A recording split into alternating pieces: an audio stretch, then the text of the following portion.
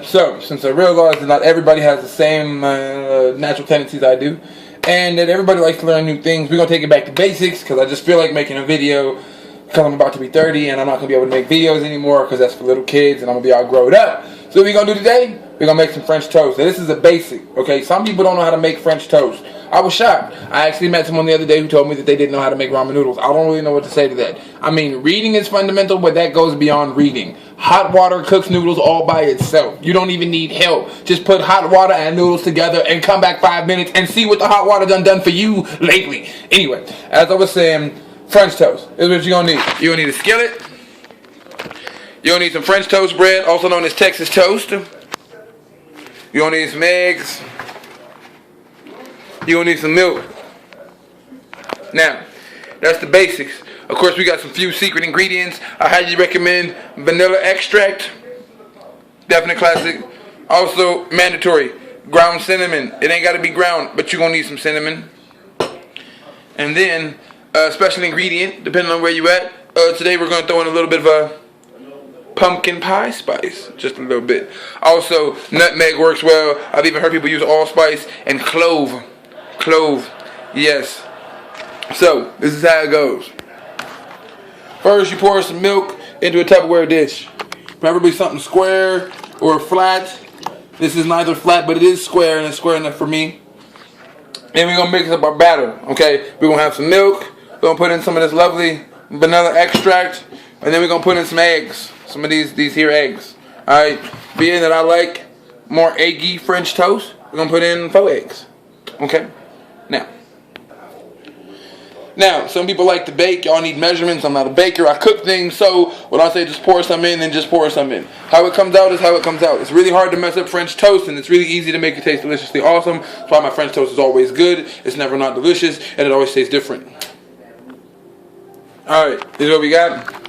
You might think that looks a little brown. It is a little brown. I didn't even stir up anything yet. It's a little brown because I put a lot of vanilla extract in there. Okay? When I say a lot, I don't mean half the bottle. That's not what I mean. I mean a normal amount could be said is like a capful. I probably put like 5 or 6 capfuls. Okay? That's a lot of vanilla extract. Now we're going to whip it up. Also, by this time you should have already put the skillet on the stove. Turn it to medium. Or just over medium. Don't go too high over medium because you're going to burn the French toast. There's really no way to cook French toast fast. Eggs is different. If you're scrambling eggs, you can literally turn your skillet on high, throw the eggs in the skillet, move them around, and as long as you keep it moving, they will not burn and they will cook. And as long as you take them off of the fire while they still look wet, they're going to continue to cook and they'll be delicious by the time they hit the plate. French toast is not like that, okay? You can't cook it fast. If you cook it faster, you burn the outside, the inside stays. It just doesn't work out. Trust me. Okay, so by this time, you're whipping up your eggs and your milk with your vanilla extract. You should already have the skillet getting heated up. That way we don't have to wait too long. Feel me? Alright, then we're going to throw in some pumpkin spice. Not too much. It's a big thing, you know what I mean? Then we're going to throw in the cinnamon. Now I'm not going to lie.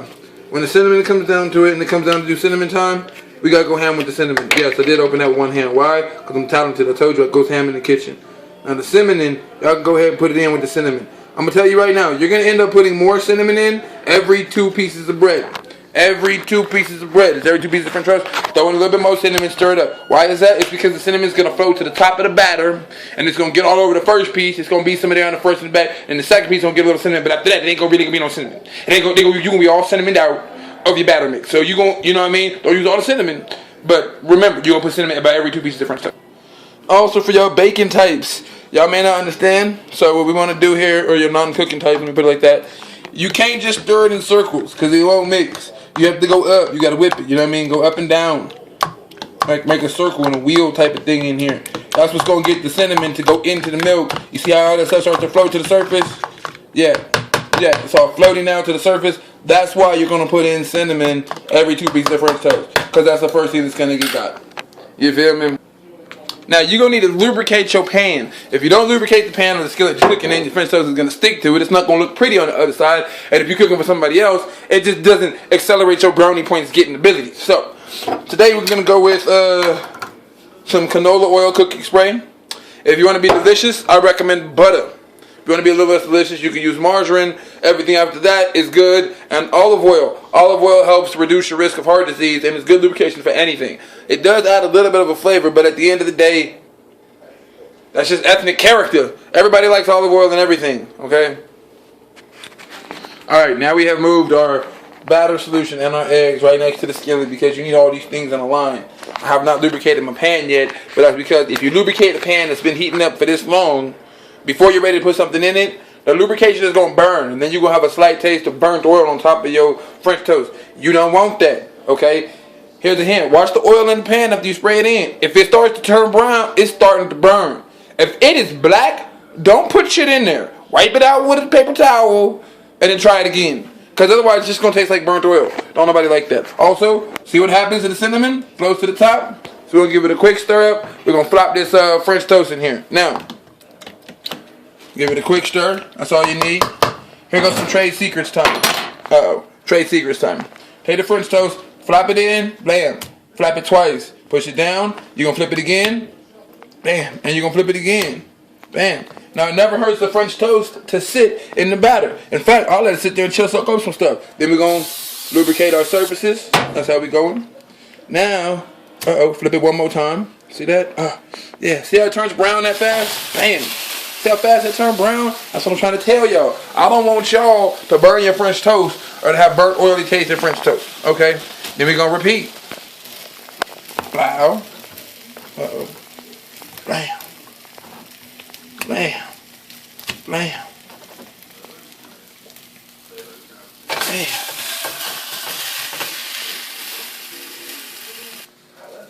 Now this is a good time to disseminate some French toast information that I have acquired through the years. Some people like their French toast to be dry on the inside with a nice crispy edge on the outside with the brownness.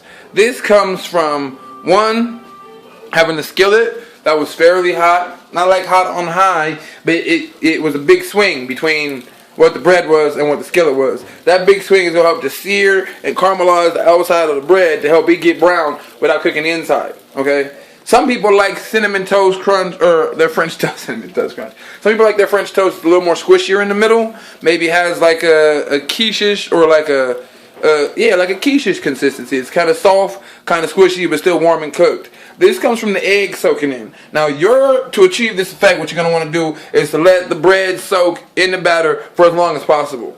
You don't want to let it soak too long because you'll find out very fast that shit will fall apart, okay? Then it ain't coming back out. And when you do it like that, you're going to have to cook it on a slightly lower setting because you're going to want the egg cooked into the bread. You're going to give it time for the heat to permeate. Now, for the first of these people who don't care, they like it dry in the middle kind of, but just like cooked on the outside. You can pretty much get the outsides wet, throw it on there. When the outsides get cooked, it's pretty much done. Okay, that's delicious. However, if you want to be a little bit more snooze-like, or like snooze without the delicious cream brioche sauce in the middle, you're going to need to soak the bread. It's going to need to soak up some of that egginess, and then the egginess is going to kind of bake. It's like a bacon that occurs in the pan. That's what's going to give that delicious, nice, squishy consistency in the middle of your French toast, but still being nice and fried, crispy on the outside. I'm telling you, your boy knows what's up. Stay tuned. Also, you're going to want to flip these things. A spatula will do. Nothing to it.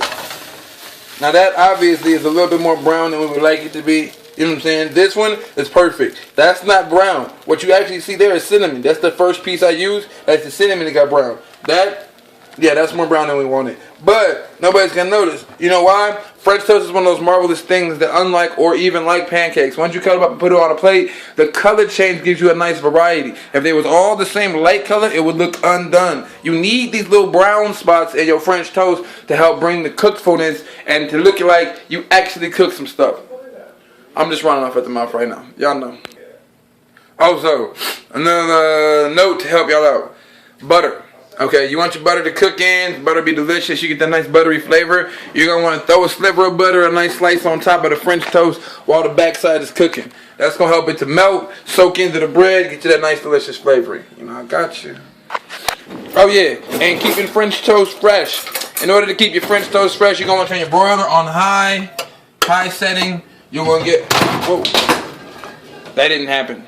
You're going to want to get a nice porcelain plate, something oven safe. Make sure it's oven safe. On the back, it'll say porcelain or it'll say oven safe. It didn't say oven safe. You should look for oven safe. Don't just trust the porcelain like I do, because these is my mistakes. Also, throw that in the oven. Let the oven be on high broil so it can heat up the porcelain. By the time you throw French toast on this plate or in the oven the first time, the broiler should be off. That will overcook your food. The broiler's only on to get the plate hot and the oven hot. Alright, look. First of all, we way past first of all. This is like 37th of all. But I just want everybody to know I'm a patriot. Okay? I don't give a damn if you know. I know I'm a patriot. Anybody who knows me knows I'm a patriot. I love my country. I love my nation. I just forgot I was raised on certain things. Just like I forgot that kids nowadays are not mandatory to take gym class and do not have to say the Pledge of Allegiance, which is bullshit. I kind of may have forgotten that this is now called Patriot Toast. Ain't no French toast over here. It's just Patriot Toast. But for the purposes of this demonstration and the simple fact that some people just ain't that intelligent, we will keep calling it French toast until the end of this Patriot Toast video. Now it's time for round two. What are we going to do for the next two pieces of French toast? That's right, folks. Schmemminin'. Throw it in there. Whip it around. Don't forget about the circular up and down motion. Not just the round one. Not one of these. As you can see, it doesn't really mix up. It just spirals like Cinnamon Toast Crunch on the top. You got to get it to go like this. That's how you get it in. You got to get it in there. You know what I'm saying? Once again, you're going to go through the method of operations. Go grab your toastuses. Flop it, blow, blow, blow, blow. Then we'll grab our, grab our lubrication. Lubricate the pan. Watch, it'll start to turn brown very fast. See, look, it's already getting tinted. So we just slap it on. Boom. Okay. Then we do the next piece, but y'all already know how that go. A little side note, if you want extra delicious French toast, and this is only a Bangarang personal favorite, it's extra delicious, and as far as I'm concerned, I mean, it may be a little unhealthy, but at the same time, it's fabulous. What you're going to want to do is, sorry about that.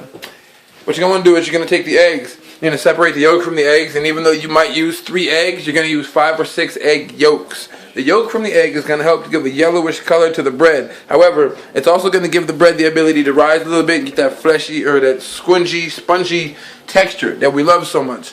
Egg yolk is really what makes it happen. When you make a quiche and it rises, or somebody got like some breakfast type, eggs and ham, potato, all thing, but it's got that nice fluffiness to it, that's the egg yolk. It was the yolks that did that for you. Now, the white of the yolk, it's going to help. Like meringue. Then meringue pie, if you ever had meringue, the top of the thing, how it has that squishy marshmallows texture, that's what egg whites do for you. Egg whites and sugar make that happen. But it's the yolk that gives you the thickness, that good, full, rich flavor. It's more than likely very unhealthy. That's probably the most unhealthy way to do it.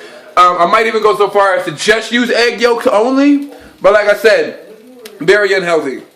It's not the way we want to go. But sometimes I just like to make things that are damn delicious, and that's the real reason why you catch me at the gym at 5 o'clock in the morning, because I'm going to live it, and I'm going to enjoy it, and I'm going to love every minute of it. Yeah, holla. Hold on, let me go check on this Patriot Toast. Also, little tips for perfection. You see this, how to have these arranged in the skillet. That's pretty all that would fit in the skillet. What you're going to want to do is this. You can see it's the yellow on top, like I pretty much just put it in the pan. But when you lift them up, you'll find, because of the pan, this section of the back bread, the other side of the bread, this section is cooking faster than this section. So, you know what I mean, to keep the uniform cooking, you're just going to want to grab it, flip it, turn it around, bam, just drop it like that. Okay, I would check it, but I already know it's like that, and you know what I'm saying, your boy is long-term pimping on this whole chef and shit on the stove top, so you know what I'm saying, I'm good, I know how this goes. But that's one of them little tips to perfection and deliciousness. Thought of that shit.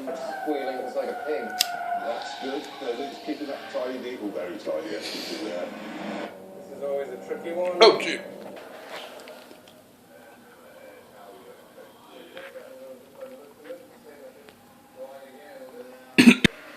And now, last but not least, for your Patriot Toast. As a garnish, we typically use syrup in America. Also, Powdered sugar. Powdered sugar is delicious. I encourage you, don't be scared to use both. Don't be afraid to use both. Powdered sugar looks delicious on the plate. Looks very pretty, looks very appetizing. Has a very gourmet effect to it. You can sprinkle it on little swirls. You can make a little powder, and that's always cute to do if you're cooking for somebody else. Also, to cut it up, you can stack them high like pancakes. The more traditional way to layer French toast is to cut it in triangles and to cascade them over so that they're not completely on top of each other. One is slightly in front of the other, slightly in front of the other. Each one is leaning on the one before. That's just the typical, traditional way to lay French toast on a plate. But don't forget, have some fun. Try some new things out. Invent new stuff. Don't just do what other people are talking about, because that's the whole point of, enjoying your life and taking those little moments to make the little fun trips. Next thing you know, I'm going to be seeing pictures on Pinterest and Instagram, Facebook, and YouTube, and Hoogloob, and all of that stuff talking about, oh, these are the French toast that I made. The other day I made some French toast, and I fanned it all out. It looked like a sunrise on the top of the plate. It had some stuff on the bottom. It was pretty cool. It's been a great French toast moment with y'all. You know what I'm saying? It's your boy Banger in the Space Pimp. Remember, love on somebody. Stay tuned. Make somebody breakfast. Do something nice. Do something nice for yourself. Make something delicious for yourself. I know you be in the gym with your boy. I be seeing you with me. You're there every morning in the gym at like 5 a.m. You're there every day. You don't miss a time in the gym. You know what I mean? Only day you take off is your rest day, your recovery day, whatever that is. But don't forget, enjoy your life. Every once in a while, you gotta stop and smell the roses. Maybe take a sip. Something. Hit that shit.